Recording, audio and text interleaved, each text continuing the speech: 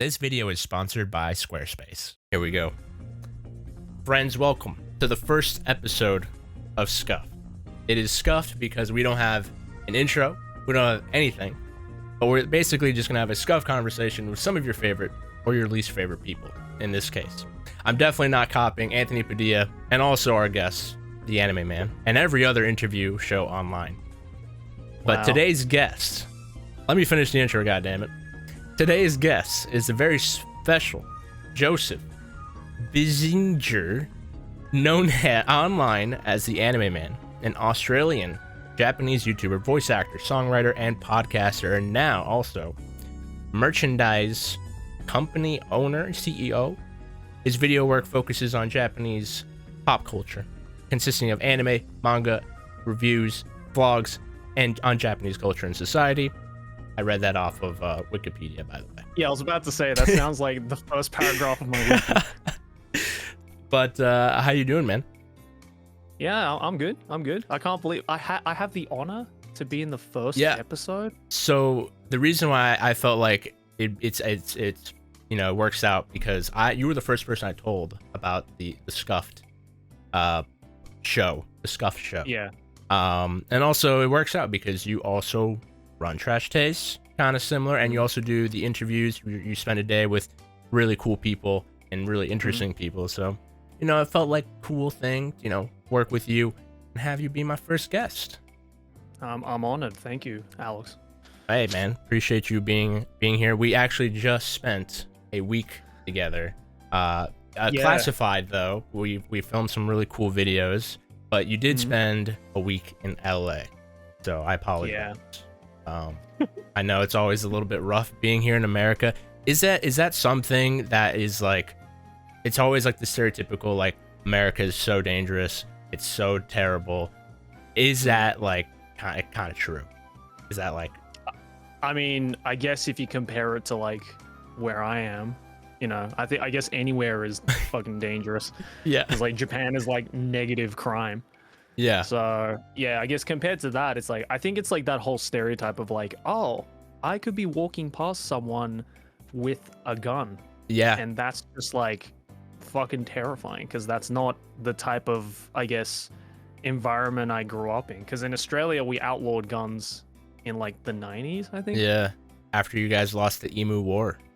If you guys didn't know, Squarespace is the all-in-one website platform for entrepreneurs, content creators, and more to stand out and succeed online. For example, if you're a creator or you want to sell merch, you can easily sell custom merch and create passive income streams that engage your audience and scales with your brand. Whether you sell physical, digital, or service products, Squarespace has the tools you need to start selling online with your very own online store. Or you can monetize your content by selling membership access to exclusive sections on your very own website. With the Fluid Engine, a next-generation website design system from Squarespace, it's never been easier for anyone to create an amazing website. With the absolute best website templates, you can customize every detail around your website and stretch your imagination online with the Fluid Engine. And once your website is running, you can use the absolutely amazing analytics to use insights to grow your business, learn where your site visits are coming from, your sales are coming from, and more. Personally, I know a ton of YouTubers who actually use Squarespace for their very own websites to sell custom merch, custom videos, services, and more with the power of Squarespace. So guys, I really do recommend it. As always, guys, thank you to Squarespace for sponsoring this video. Go to squarespace.com for a free trial, and when you're ready to launch, go to squarespace.com/AlexAce and add code AlexAce at checkout to save 10% off your first purchase of a website or a domain. Yeah, no, honestly, like you could be in like a dangerous part of Tokyo, which is like Shibuya or Shinjuku, I guess, because some of those back streets get a little bit sus.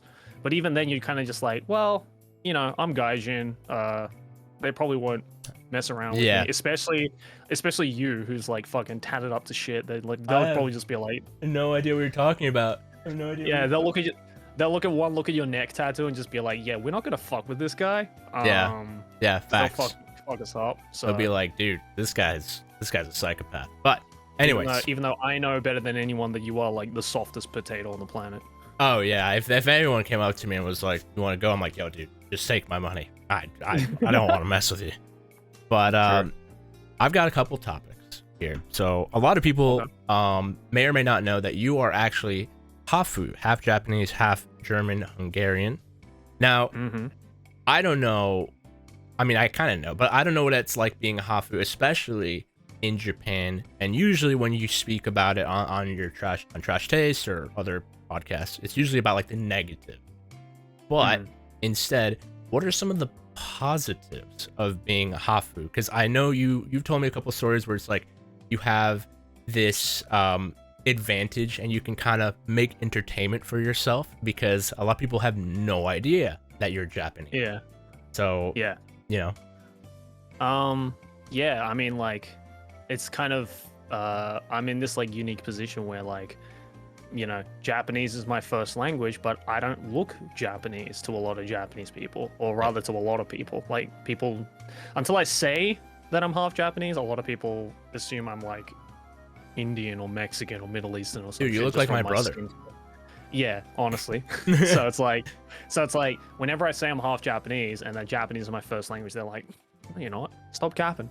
And then when I start speaking Japanese, they're like, oh fuck, okay, you weren't joking. So like, as long as I don't, there's this advantage of like, as long as I don't speak Japanese, people don't assume I'm Japanese. So I can basically, I have this like basically all-purpose gaijin card that I can just like flash out in like a situation if need be. But if not, then I can just flash my Japanese card and be like, actually, kind of xenophobic of you to assume that I'm not Japanese. So take this Nihongo Jozu, brother.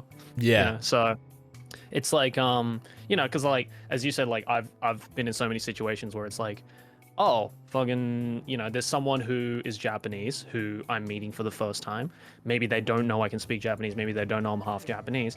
And I love just like messing with people, just being like, just pretending I don't know a word of Japanese and then just seeing what they say, I guess, in secret. Because I've had so many situations where like I've heard, you know, like strangers or people who I'm with who just like are talking about me in front of me in Japanese, not knowing that I know the language. Like, I've had that my whole life.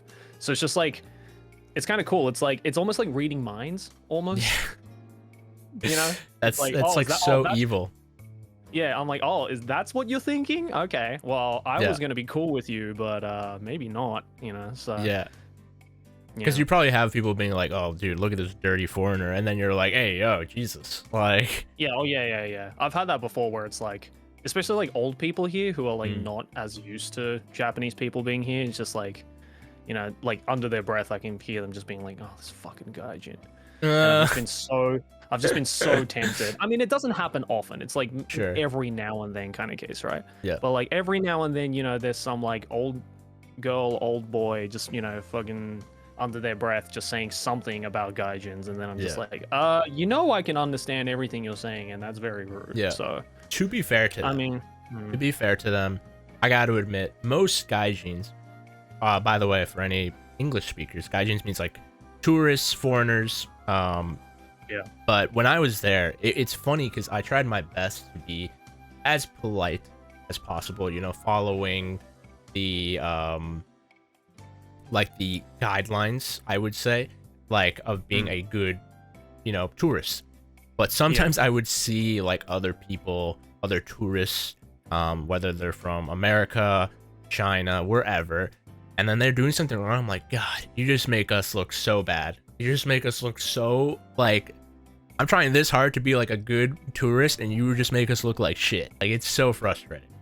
Well, that's how I feel about all these like kick streamers who are like in Japan and just like saying racist shit and like being super fucking disrespectful. I'm like, can you like not? You're literally ruining everything that everybody else has worked up to being, which is making, you know, foreigners in Japan, you know, look good, and, you know, being like, no, we do respect your culture. If anything, we want to fit into your culture. We just need our approval. And then you get these who are just like, oh, fucking Hiroshima, Nagasaki, we'll do it again. And then just being like rowdy and like rude as shit on the trains. And I'm just like, bro, what are you doing? You're literally breaking down years, decades of like trust in like a matter of seconds. Yeah, it's brutal to watch. But I'm gonna move on to the topic because I'm super fascinated because you have recently, I mean, I guess not recently, it's almost been a year now, I've started a clothing brand called Nonsense. I'll send you my PayPal after this shout out.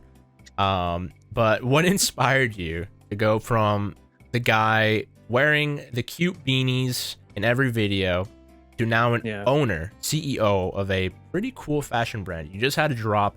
I think most of it is gone. So if you're watching this video, unlucky.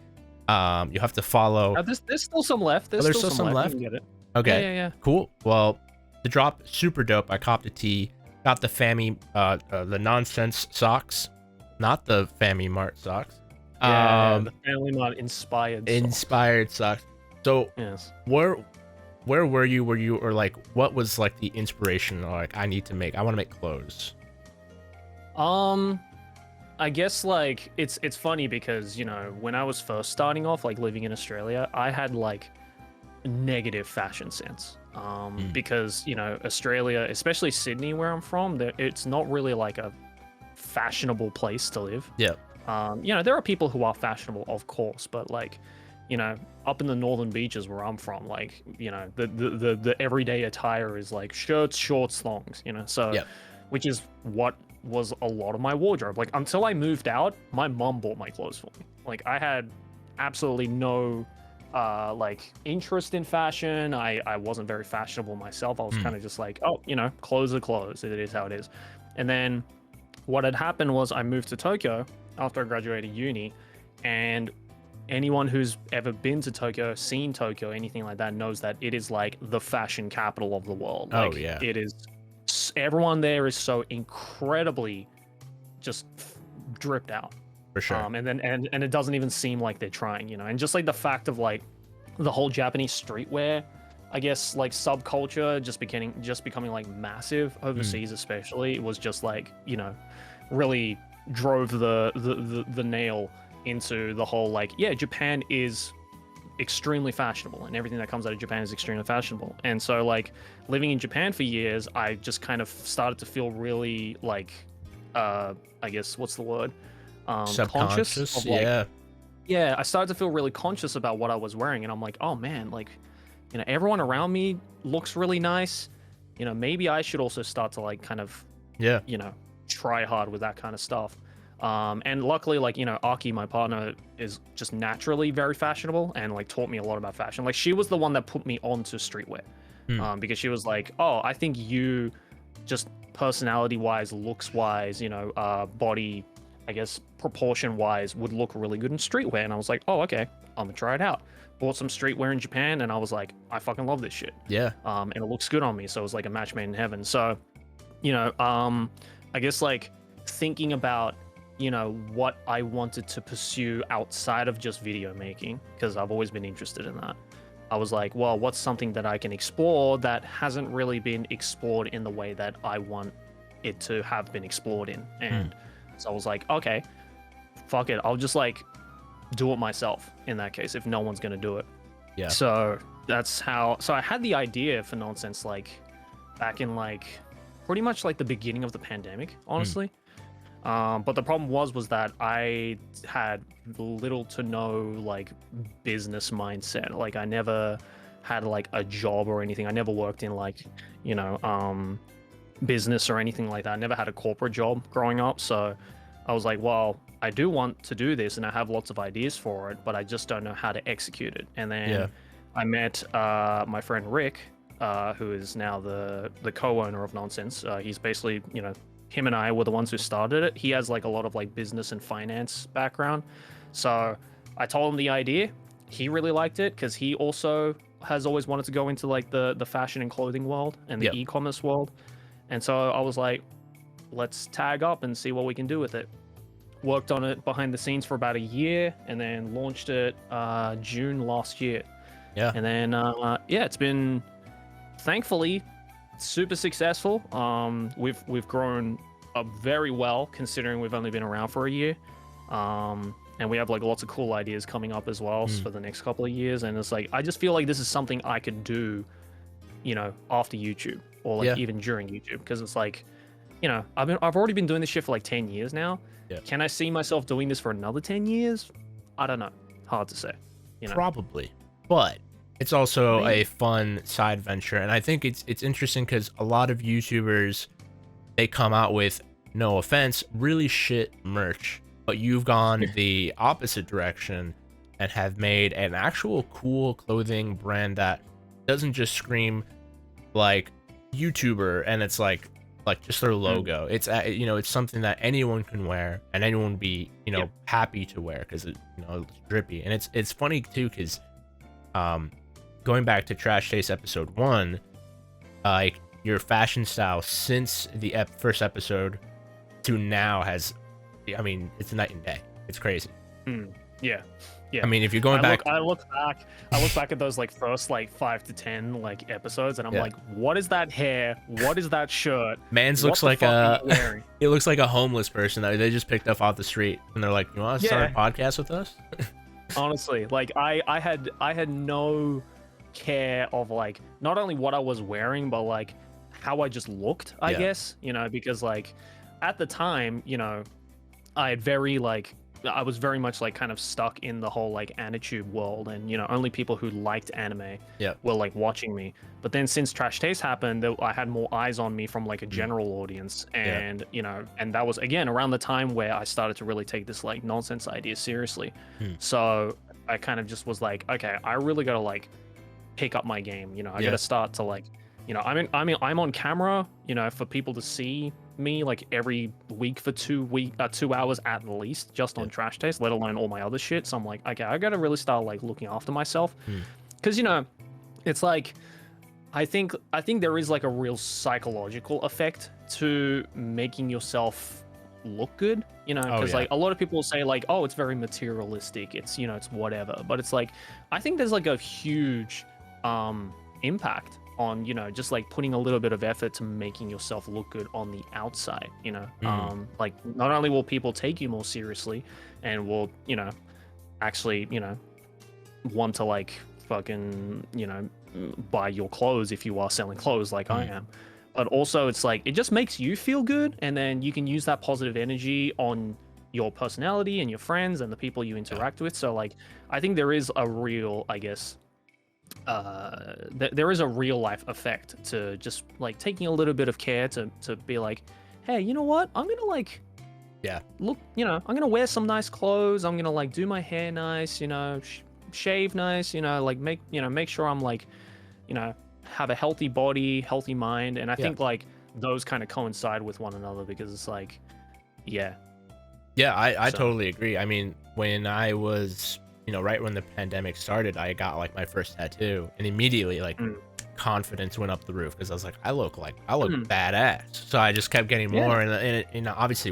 with that as well, getting nicer clothes, getting nicer shoes. I mean, I went through this phase too, which I don't know if you've ever been through this phase, where I was buying like really expensive streetwear, and I'm now past that phase where I'm like, I have just nice clothes, but they aren't like stupid expensive, Like I went through like a phase where I was buying like off-white t-shirts, and like I'm like, they're not special. And everyone will go through that phase, buying like Supreme or whatever.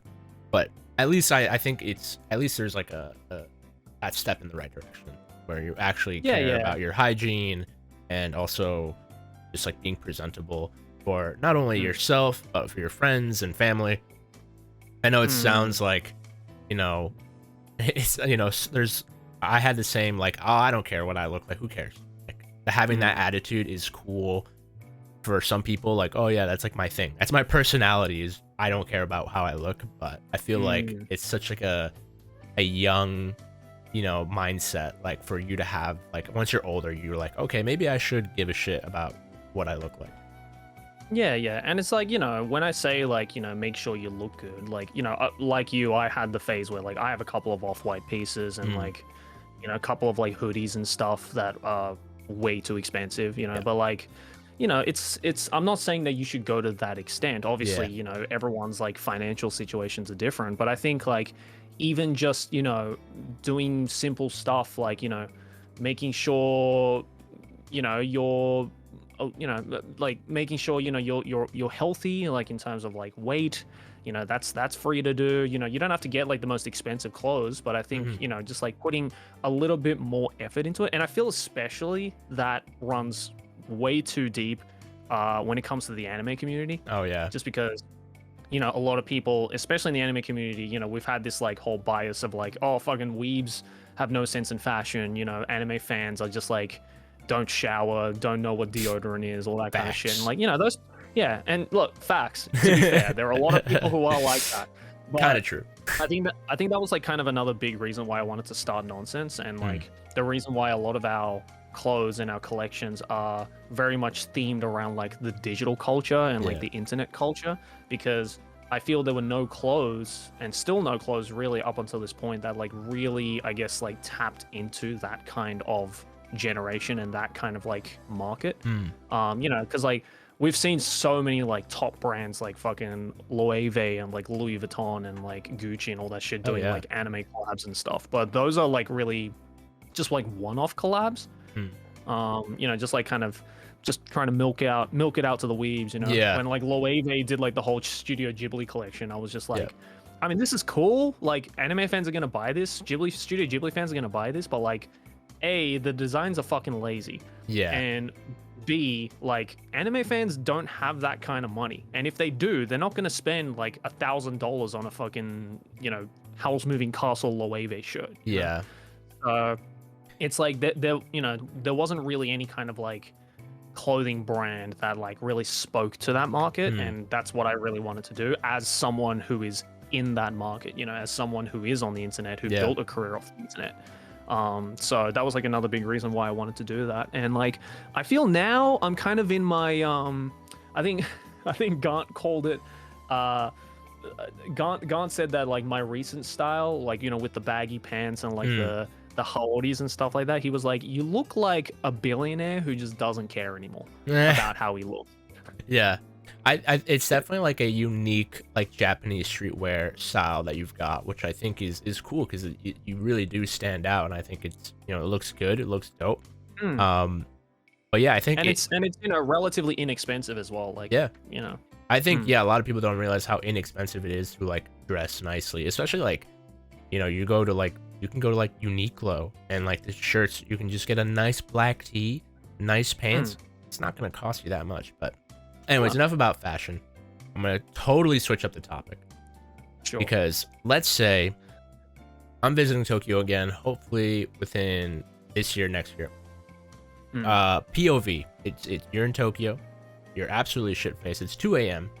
What is the best go-to meal after like a pub crawl? Like, where do you go? Because I feel like in America it's always Taco Bell or McDonald's. That is like our answer. You know, honest answer, probably McDonald's. Are you serious? Yeah. I mean, especially if you're in like the middle of Tokyo, like Shinjuku and shit, like, you know, McDonald's are open till like fucking 2 or 3 in the morning, right? So, you know, honestly, like if it's the McDonald's near you is not open, then like a family diner like Caesarea is like always good. A cheeky Caesarea like 2 in the morning. I've done a few of those. Shit is like, it's like a 400 yen pasta, but that shit slaps when you're shit faced. Obviously, if you want to feel like it, you know, the stereotypical one is to like go for ramen. Because a lot of those places are open until like 5 in the morning. No, not Ichiran. No.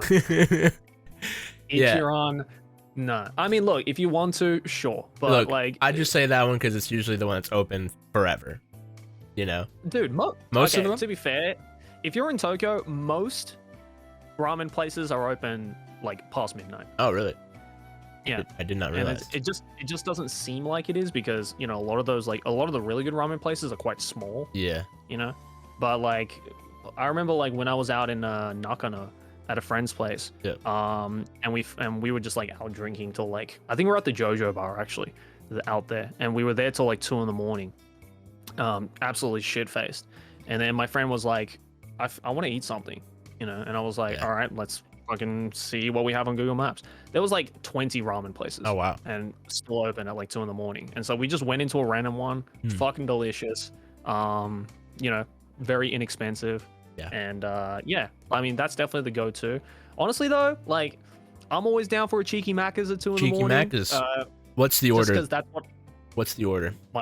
My order? Okay, I'm a Big Mac fiend, so I always go for a Big Mac. Yep. Big Mac or a or a double cheeseburger. Fair. Yeah, those are like my two go-tos. Do you like? Sorry, I'm gonna cut you off because I'm thinking about it now. Do you like the Shaka fries? Are you a fan? No. Okay, I'm glad I tried them and I'm like, this is ass. It is. Okay, It's just like everyone's like, dude, this is so cool. It's a Japanese exclusive. It's so cool. And I'm like, this shit's ass, bro. Yeah, bro, it's like, okay, I could do literally the exact same thing in Australia. if I went to a Chucky, got like a bag of fucking chips, and then like had my own like packet of like chicken salt. I dumped that shit in the bag, and then I just did this, and I'm like, wow, what an experience. And I'm like, no. Okay. Why is the fucking this is a bad yeah, nice, dude. Why is like shaking a bunch of fucking salt in a bag like I considered a Japanese thing? I also feel annoying, like, because I eat inside the restaurant, and usually everyone's like super quiet, like, you know, just trying to eat. And I'm just like the guy who's like like really loud, like I'm just like, sorry. Like, my bad, guys. Yeah. Okay, so Big Mac or a double cheeseburger. That like that's the order. Fair enough. Sometimes both. Sometimes, you know, you never know. You never know. Actually, McDonald's in Japan, I don't know if this is if they have this in every other place, but like after a certain time in the evening, McDonald's does this like service where it's like you can double the amount of patties on your burger for like an extra like 100-200 yen. Double it and give it to the next person. Yeah, literally double and give it to the next person. So like I remember when I was out one night in Ikebukuro or somewhere in Shinjuku, wherever it was, somewhere in Tokyo. And it was like 3 a.m. I think we just finished at like a darts bar or something, which is also a great place to go to. Nighttime in Japan, like darts and pool bars, they're fucking everywhere. But I was like, damn, I'm hungry, you know, heading to the fucking station to get a taxi. And then we walked past the McDonald's, and I was like, you know what? I'd go for a cheeky Macca's. Looked at the menu, and they were like, oh, we're doing this doubling the patty thing for an extra like 200 yen. And I was like, okay, sweet. Cool. So I bought a double Big Mac, which is 4 patties. Jesus. Dude, that shit was brutal to eat at 3 a.m. Like, I was like, oh my god, this is the best thing ever. And I took like 3 bites of it. It wasn't even like a 10th of the way through this thing, and I'm just like, I made a horrible mistake. Oh, dude. Yeah, that sounds more American than us. Because I don't think we have a double Big Mac. That sounds insane. It was fucking nuts. We gotta take some notes. It is funny too, because I feel like it's always like the American stereotype, like, oh, we have like the giant wacky food, but I actually feel like Japan has like the wackiest food like options. I mean, Domino's, for instance. I know Aki actually released a video about a pickle pizza. Like, is it just for like the shits and giggles? Like, it's just for commercials? Like, does anyone actually buy this stuff? It's just for the shock factor. Yeah, I'm certain of it. Because like Aki's done a few. She's basically like the spokesperson for Domino's. Yeah. Because like I remember, I think the first one she ever did was McDonald's had this thing. Not McDonald's, sorry. Domino's had this thing called the tsundere pizza. Nice. It was literally called the tsundere pizza. And it was basically just a pepperoni pizza, but the entire thing was just fucking covered in jalapenos. Okay, I see. So it's like, tsunderes are spicy, so like, you know, that kind of thing. And I think whoever at Domino's Japan decided to call it the tsundere pizza was like mega brain, because it's like, especially for people overseas as well, being like, holy shit, Japan has this like exclusive tsundere pizza. That's so anime, bro. Yeah. When in reality, it's just a fucking pepperoni pizza. It's just pepperoni with jalapenos. They're like, on it. Whoa, anime pizza. Let's go. Yeah, anime pizza. That's fucking crazy. To be fair, it was really good, but I mean, yeah, that shit sounds like it slapped. Yeah, but then, you know, like, you know, they recently did like the fucking pickle pizza, which was horrendous. Like, I love pickles, but I realized very quickly, I took one bite of that thing and I was like, oh, there's a reason why pickle is a garnish, not a main. Yeah, that's, you know. I watched that video and I was like, that does not look appetizing. And I already don't like pickles that much, but they also had the burger pizza as well. I think we have done that before here. Yeah. It was food is the food is gross. But anyways, you have something I've noticed, by the way. You've done obviously almost 170 podcast episodes. All super interesting. I love the show. Definitely not because you're my boss. But most of the topics relate to like anime, gaming, general, YouTube stuff, and sometimes, very deep conversation. But when the cameras are off and you're at home, I have this thing where I have like hyperfixation on like a hobby or something. Do you have something like that? Like for me right now, it's been like photography and like building keyboards and Legos for some reason. I see you have a Pac-Man Lego in your background. I was about to say, yeah. Yeah. So do you have any like hyperfixation hobbies that you've been doing recently? Yeah, obviously like, the Pac-Man Lego set, like I just finished that. I've definitely like started to I've always liked building stuff, like, Lego I grew up with. Yep. Have you ever heard of this thing called Meccano? Meccano? No. That must be Okay, so basically it's like Lego, but it's got like the pieces are all metallic. And you use like screws and like nuts to like secure all the pieces in. So basically it's like Hasbro's My First Construction, basically. Cool. But like I used to do that a lot as a kid. Like obviously Lego sets I used to do a lot as a kid. And then recently I've been getting into Gunpla just because that shit's fucking everywhere in Japan. Yes. I've actually got to finish like I recently finished an MG back there, but I have like another MG that I have to build. So I've been doing that. Obviously playing a lot of games. I was just playing Paper Mario this morning. Let's go. For the 50th time. All right, so you're like me. You like going back and playing like vintage games. Oh yeah. Sick. I've been doing that. That's kind of been my thing where I've been going through and playing classics I've never played before. I beat Chrono Trigger for my first time this year. And that was super fun. And I mean, I don't know, maybe it's just because like we have boomer brain, but I love collecting vintage games and playing through them. I mean, you can see my fucking background, like all old shit. Yeah. So yeah, it's been a lot of fun. But I'm gonna throw you for a curveball here because Trash Taste isn't actually your first podcast experience. Correct me if I'm wrong, but you also hosted the anime show with Aki, and that ran for around 68 episodes. Do you think that's kind of helped you in a way prepare for Trash Taste, or is it just like it was like a fun little side thing? Because I feel like a lot of people don't even know that exists. So you can only find it on SoundCloud. Yeah, probably for the better, because that was not a very good show. So how that happened was before I started doing that, we did that show through this radio program in Australia that we have called SBS Radio. Yeah. Channel 3 for those of you who live in Australia. But basically, I got an offer from SBS Radio back, I think, when I was like second or third year of doing YouTube. And they had like a podcast, I guess, program that they were doing a lot of like these pre-recorded podcast programs through SBS, because I guess like podcasts were really starting to get big around that time. Yeah. And they were like, hey, would you be interested in co-hosting a podcast for SBS Radio? And I was like, sure, I'll fucking. At that point, I was like, I'm gonna try everything. Yeah. Because like it's all about having that experience. So I co-hosted this podcast. It was called What the Frack, and it was it was basically like a gaming, nerd culture, anime culture type of podcast that I did with two other people. Okay. And I was co-hosting that. And the problem was I only did that for about 9 or 10 episodes because after that I was moving to Japan. So obviously I couldn't do the episodes anymore, just because I would come in every week to the SBS headquarters. Oh wow. In Sydney, and like record it live in their like radio booth. Yeah. So I did that, and then obviously because I was moving, I was like, oh, I have to leave, and then the show unfortunately got cancelled after that. Yeah. But SBS really liked me, and so they were like, hey, do you want to do a podcast show but with your girlfriend instead, because you guys are living together? Do that every week, send it to us, and then we'll put it on SBS Radio. So we did that. Somehow that shit lasted like, as you were saying, like 68 episodes. Yeah, 68 episodes.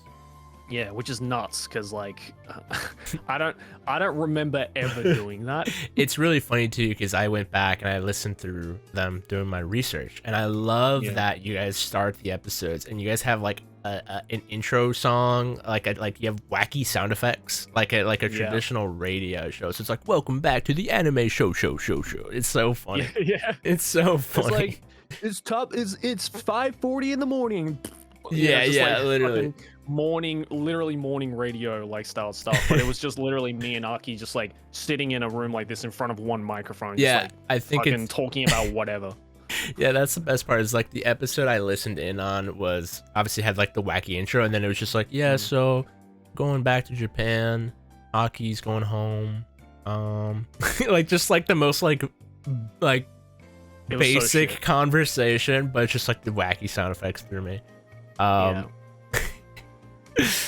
to be fair, we didn't add those. That was SBS. Hey, honestly, I wish you did add those, because that sounds even funnier. But you have been living in Japan since then, and you've actually traveled across pretty much the entirety of Japan, especially with our favorite British guy, Chris Abroad, with Journey Across Japan. Yeah. Now you've had some pretty crazy experiences. A lot of them caught on camera, like flying over a fucking volcano, which is pretty gnarly. Yeah. But what would you say is like some of like the crazier experiences that maybe were not caught on camera? Like, do you have any like, wacky, interesting things that maybe didn't happen on camera that you wish were caught on camera, or some memorable moments?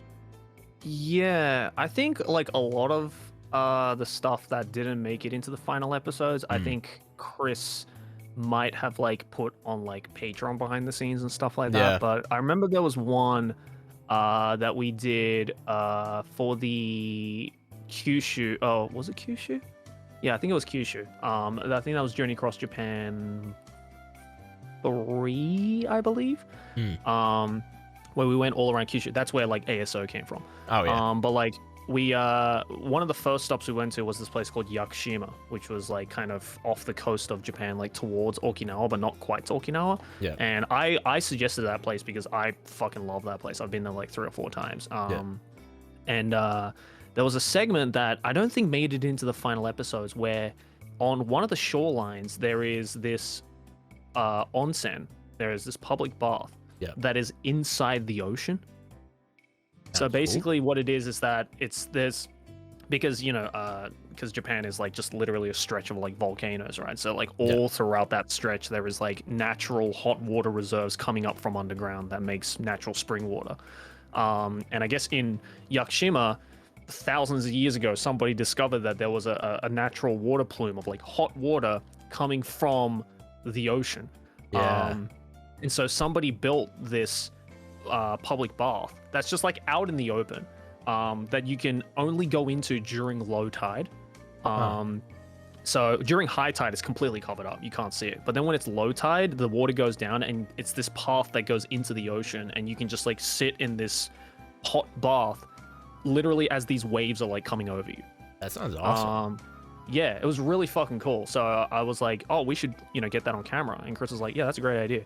Problem was that it's like high tide all throughout the day, and the only time you can go in there like comfortably is either late at night or super early in the morning. Yeah. And Chris, being Chris, was like, well, I'm not fucking getting up at 6 in the morning to film this shit. Fuck that. So he was like, all right, let's go. And it was like 11 p.m., like midnight, something like that, and we drove to this place.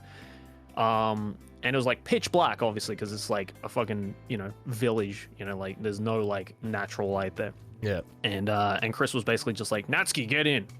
And so Natsuki, being Natsuki, was like, okay. And so he fucking ran in. But it was like just hilarious just watching this like middle-aged Japanese guy sitting in a bath in the middle of the ocean while he's like screaming for his life because these like waves are crashing over him. Oh yeah. I thought it was really funny. Like I've never laughed that hard in my life, but I don't think it made it into the final episode. Yeah. We'll have to nag at Chris to release the Schneider cut. Yeah, honestly, I think he might have just put the Schneider cut on the Patreon. So you can see that go to his Patreon, I guess. But yeah, so that was really funny. But like I think for the most part, like all of like because Chris is like content brain just as much as myself as well. So like anything that's funny, he tries to make it usable for the camera and for the episode. So yeah, I think like honestly the majority of the stuff that people see on Journey Across Japan like is the majority of the stuff we film. Yeah. And especially like, I mean, I know you mentioned it, I think on a few episodes, that like that volcano, flying over that was probably one of the most like scary experiences that you've ever gone through. At what point are you like, fuck the video, I just want to survive? Like, you know, like, are you just like, I can't be a personality right now. I am like trying not to have a panic attack. Was that like immediately, or like you were just like, this is fine, and then this is not fine, you know? I think what it is that like when it's actually happening, because there's a camera there, like my fucking rotten content brain is like, I'll do it if it's caught on camera. Yeah. You know? I've done a lot of things where it's like, if it's on camera, I'll fucking do it. You know, like I went like parasailing in Okinawa. We were like 200 meters up in the air. I would have never fucking done that before YouTube. Like you couldn't have paid me to do that. But it's weird because like I think YouTube has like done a really good job of like making me conquer a lot of my fears, I guess, and making me do stuff that I'd normally otherwise wouldn't do.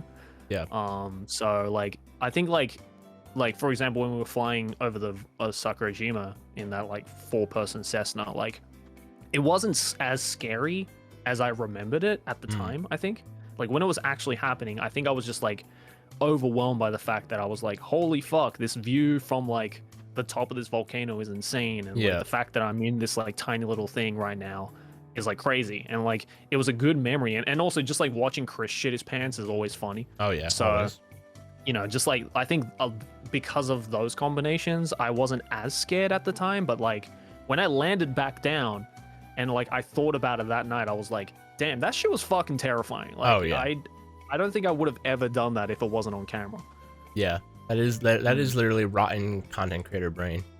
But speaking of rotten content creator brain, you have an accolade that most people despise you for, because you were the first flesh tuber to collab with a VTuber. In 2017, you collabed with Kizuna Ai. And the thing that I'm taking away from this, first of all, hilarious, because you always clown on VTubers notoriously, which honestly fair. But I think it's kind of weird going back. I think the first video, she's like, the first thing she asks you is like about your love life, and she's like, so what was it like having your first kiss? So I'm just like, this seems kind of weird. Like, why is this like the first thing we're talking about? You know? I think why she decided to do that is so that she could immediately quash the rumors of like, oh, fucking Kizuna Ai is like in a relationship with the anime man, you know, any of those kinds of fucking rumors, especially for her audience, right? Which I thought was smart. Yeah, so like at the time I thought it was like kind of weird, but then I thought about it, I'm like, no, I think you're asking these questions because you're trying to save your own ass, which fair. 4D chess. I know how rabid VTuber fans can get. But like, it's funny because like, you know, I really did, I think like a full 180 on like how I viewed VTubers, because like when I first like collabed with Kizuna Ai and like, you know, did all that, I was like extremely fascinated with VTubing just because it was such a new thing.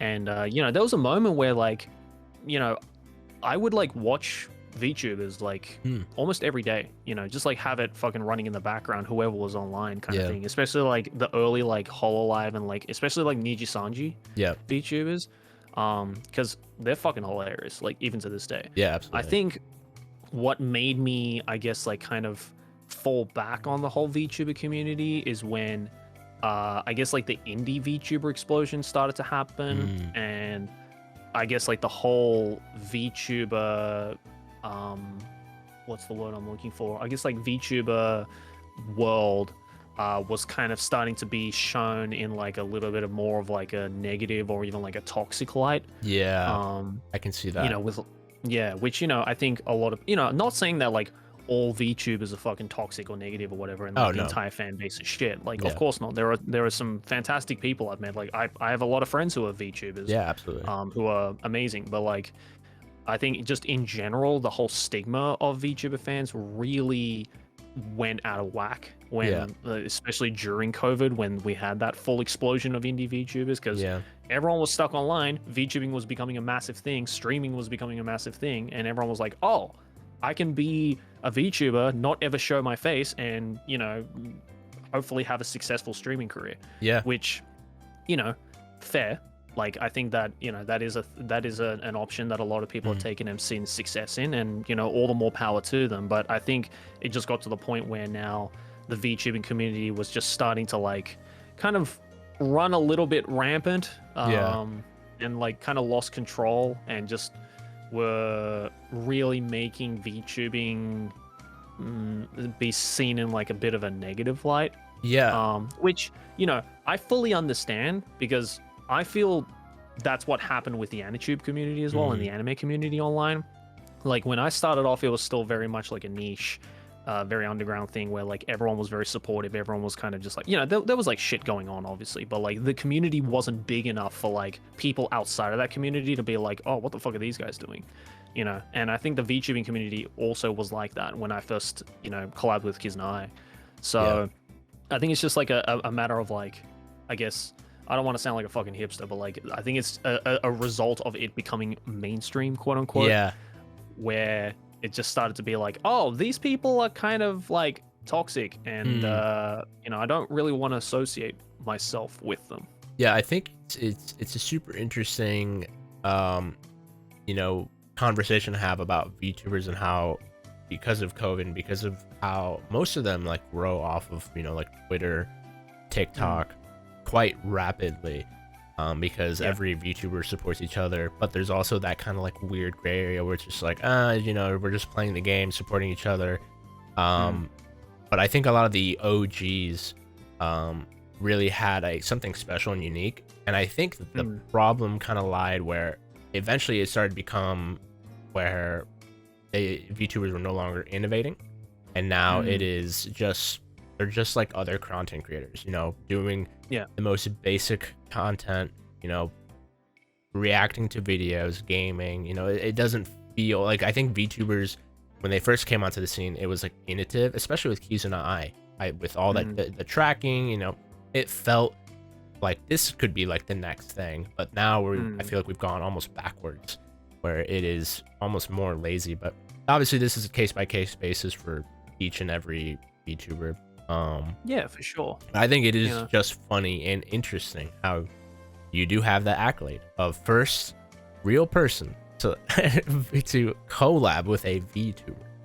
So you can, but you know, it's not necessarily an accolade that I want, like, fucking plastered on my wall or anything. Oh yeah, I'm printing out a trophy. It's gonna say, you know, it's gonna be like a YouTube plaque, but, you know, it's gonna be great. I'm gonna send that over. Yeah. But for sure, a lot of people may not know this, but you and I actually became pretty close, and bonded over the fact that our favorite YouTubers are some of the same, and that is, I guess not, I wouldn't say these are our top number one, but one of them is the Game Grumps, and a lot of creators associated with them, like Rubber Ross, who's actually a friend of ours now, which I think, and obviously you are friends with the Game Grumps as well. How were you introduced to, I would say these are the creators that, like, we grew up watching. How did you discover your, like, I would say, childhood YouTubers, even though obviously we were watching them in our teenage years? Like, did you just browse YouTube one day? Like, how did you, like, find this, you know, like, what formed your style, like, your favorite content creators?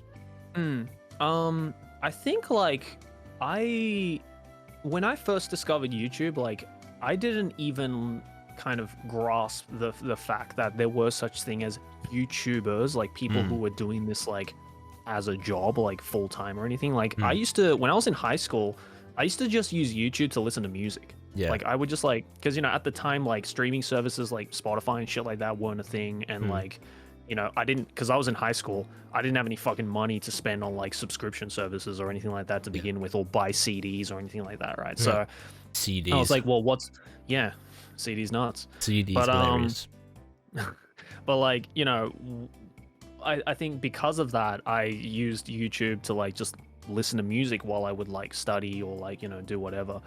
And then it wasn't until like, I guess like 2010, 2011, maybe like end of high school for me, where I discovered people like Felix and, you know, at the time, like Game Grumps, which I only found out about because I'd been watching Aaron's stuff since the Newgrounds days, you know, when he was still Ego Raptor. And then, you know, I found out that like, oh, he does like this Let's Play channel with this like JonTron guy who, you know, I only just like at that point as well recently found his videos through a friend. And so like I feel, you know, and like obviously like Smosh and like Ryan Higa and like all these like OG guys, you know, I used to watch quite a bit. And it wasn't until then that I was like, oh, people like, there are actual like personalities on here. There are actual like famous people on here who do this like as a job. That's kind of crazy. And like, you know, at that point, like I never really had any like intentions to like be a YouTuber or anything like that. Like at that time I was still, you know, doing stuff on my website. Yeah, I kind of just found them through that, and then that's roughly around the time, like maybe about a year before I actually started my channel, that was roughly around the time where I slowly shifted from using YouTube primarily to listen to music to using YouTube to like watch my favorite personalities and you know, watch my favorite YouTubers. So like obviously Game Grumps, you know, was like massive influence for me. You know, Felix obviously as well, Ryan Higa, Smosh, all those guys were like huge inspirations for me to, I guess, like how to, I guess, talk in front of a camera. And then it wasn't until 2013 that I was like, yeah, let's give this whole YouTube thing a try. And then so I started doing that.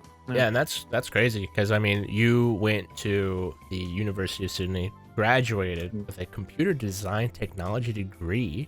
You fucking nerd. By this point, you had been doing YouTube, obviously, by the time you graduated.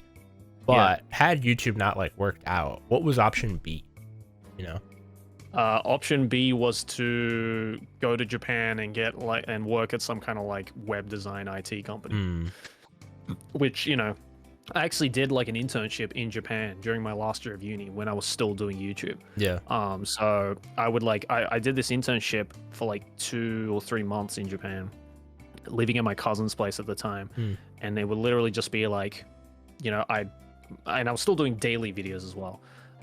So I would like, you know, go to work, I'd come home, film some videos, edit them, upload them, and then just rinse and repeat like every day while I was doing that. Because, you know, I thought like, you know, YouTube is fun and all, but I don't know if I'll ever be able to make this into like an actual full-time career at the time. Because, you know, I think at that time I was still maybe at like less than 50K, I think. So like definitely not enough to make it a full-time job. I was still like making decent money off of it, but definitely not enough to live off of. And then during the last year at uni, I just had this like, my channel just fucking exploded off a couple of videos. And then I think by the time I graduated and decided to move to Japan to do this full time, I think I had like 600,000 subs or something. And, you know, I thought to myself like, oh, you know, still growing, that'll be enough. And so I had to convince my mom to be like, hey, I'm going to move to Japan to be a YouTuber. Is that cool? And she was like, what the fuck? Nani the fuck? Nani the fuck? Yeah. Like, we put you into a fucking private high school and this is how you repay us, dog? Yeah, unlucky. Skill issue. Skill issue. Well, look at me now. Yeah, I'm doing good. That is crazy. And I mean, it's funny because I feel like when you started YouTube, obviously a long time ago, like myself back in 2011, I would say around like 10 years. 2013. Back then, it was all about just uploading whatever. You could literally record a video and upload the raw file. Like no one cared. There's just like, you know, just as long as it's interesting in some way. Do you think that where we're headed now, where it's like, you know, you have people retention hacking, you know, like all these like key phrases, you know, cutting out dead air, you know, I'm sure you've seen on Twitter all the YouTube strategists, you know, like do you feel like we're losing a little bit of like the soul of YouTube videos, or do you think this is just like how it was always going to be? I think this is always how it was going to be, but I guess like that's like a big reason why I have my second channel, which is where like, you know, my main channel obviously you know, has videos where I'm like, okay, you know, these are videos that I want to do, but I also have to like construct them in ways where, you know, it'll be fitting to the times, you know, to make sure that as many people see it as possible. Yep. You know, not to say that I've like fully sucked myself into the algorithm or anything like that. Like I never really cared about that shit. But like, you know, for example, like I just uploaded on my second channel a 50-minute vlog of me being in Vietnam for 50 days. Yeah.